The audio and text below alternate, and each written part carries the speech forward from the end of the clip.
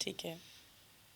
اچانک یہ ہوا کہ اسی سلسلے میں میں ایک پامس کو، وہ بہت بڑے نامور پامس تھے پاکستان کے، ان کو ہاتھ دکھانے کے لیے چلا گیا.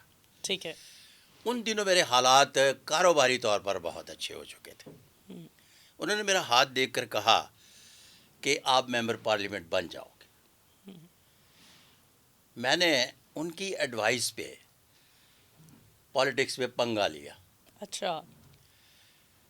پالیٹکس میں پنگا لینے کے بعد اس طرح سے منہ کی کھائی جس طرح سے منہ کی کھانے کا حق ہوتا ہے. اچھا. پھر اس کے بعد میرے ذہن میں آیا کہ اگر یہ لکیر میرے ہاتھ پر پائی جاتی ہے تو پھر میں ممبر پارلیمنٹ کیوں نہیں بنا. تو فیروز سنز پہ بھی گیا. وہاں سے میں نے پامسٹری کی کتابیں خریدی. کتابیں خریدنے کے بعد میں نے سب سے پہلے کیرو کو پڑھا، اور آج بھی میں کیرو کا فالوور ہوں.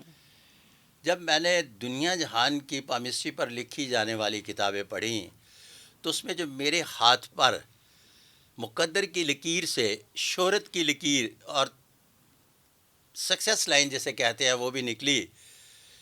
تو تمام کتابوں میں لکھا تھا کہ یہ جس بندہ اپنے کام کو ذریعہ رزق بنائے گا اسی میں شہرت پائے گا. اب ان کی یہ بہت بڑی مسٹیک تھی، اس لیے کہ انہوں نے اس لکیر کو اس تناظر میں دیکھا کہ یہ بندہ ممبر پارلیمنٹ بن جائے گا. ٹھیک ہے. پھر مجھے خیال آیا کہ اس پر تھوڑا سا کام کرنا چاہیے.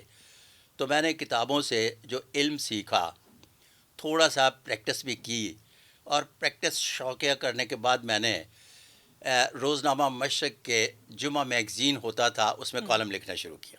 ٹھیک ہے. پھر اس کے بعد میں فیملی میگزین میں آیا نواب ایکٹ میں. پھر اس کے بعد میں یہاں بھی آیا اپنا روزنامہ جنگ کے جو سنڈے میگزین میں بھی لکھتا رہا. میرا کاروبار آہستہ آہستہ پالیٹکس میں پنگا لینے کے بعد زوال پذیر ہو گیا. غربت نے اسی طرح سے آن گھیرا جس طرح سے میں بورے والا سے لاہور آیا تھا. اچھا. تو بحالت مجبوری، چونکہ تھوڑا بہت میں فن دشناسی کے بارے میں جان چکا تھا، تو میں نے اسی کو اپنا پروفیشن بنا کر ذریعہ رزق بنایا. تو یہاں سے مجھے ایک زبردست قسم کی شہرت ملنا شروع ہوئی. ٹھیک ہے. اور آہستہ آہستہ انتہائی بام عروج پہ پہنچنا شروع ہو گئی.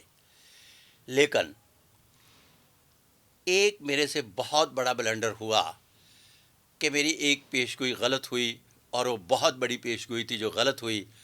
تو اس غلط پیشگوئی پر ایک پورا پروگرام ایک چینل پہ ہوا جس پر میرے سے پوچھا گیا، اور میں نے پوری قوم سے معافی مانگی کہ جس وقت تک میں اس کی علمی توجہ نہیں پیش کروں گا دوبارہ پیشگوئی نہیں کروں گا.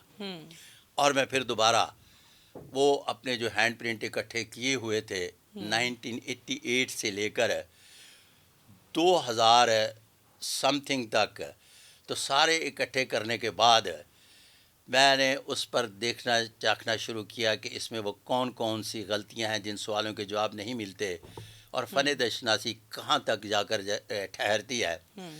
تو قدرتی طور پر مجھے کوئی راستے ملنے شروع ہو گئے. ان راستوں میں پھر اس سوال کے علمی جب میں توجہ لے کر آیا تو اس وقت new laws of palmistry by Sadiq Malik پامس بن چکا تھا، جس میں 32 راجہ یوگ، 101 غیر معمولی علامات، 7 قسم کے نئے ہاتھوں کی دریافت کا نظام، 7 انرجیز آف ہینڈ جو انسان کے اندر 5 پازیٹیو اور 2 نیگیٹو پائی جاتی ہیں. پھر اس کے بعد جن خطوط پر میں کام نہیں کر سکا تھا اس کو میں نے ایک لفظ استعمال کیا کہ یہ نمائشی خط ہیں. اس پر میں جب تک زندہ ہوں کام کرتا رہوں گا، اور جب نہیں ہوں گا تو وہ لوگ جو میرے پیچھے آ رہے ہیں وہ اس پر کام کریں گے.